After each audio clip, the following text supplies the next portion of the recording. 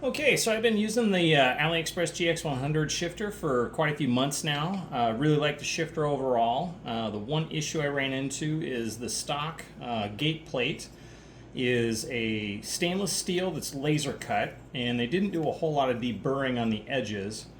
And as a result of that, through fairly consistent and somewhat aggressive use, I ended up getting some groove marks wearing into the side of the steel shaft there.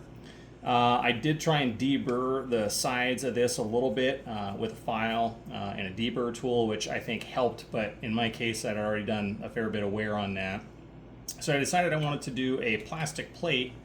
So I designed up a plastic 3D printed plate here that has angular contact, so that the angle matches the vertical and then the angles on both left and right sides of the plate.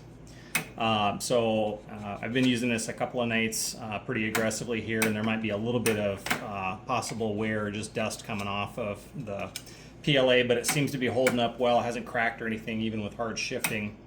And then the other thing that I wanted to do, in addition to just making that work smooth and then not have any aggressive edges to where the steel shaft way underneath there, is I've always wanted a lockout so that you can limit the number of gears that you're actually using.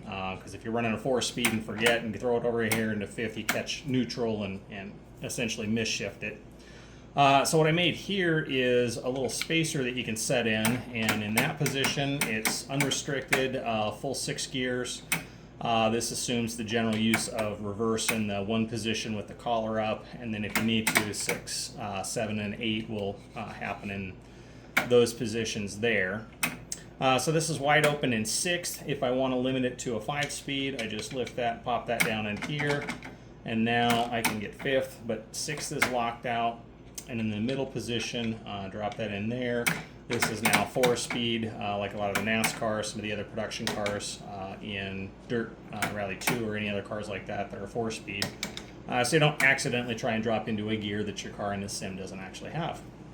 Overall working good. I've tweaked a few elements on that in terms of fit, hopefully to make it fit a little easier for building when you go to remove the steel plate and then insert this one. But I'm going to be using this for maybe another week or so, but I'll post models for anybody who wants to print those off, and they can try and swap it out and see if they like that as much as the stock plate.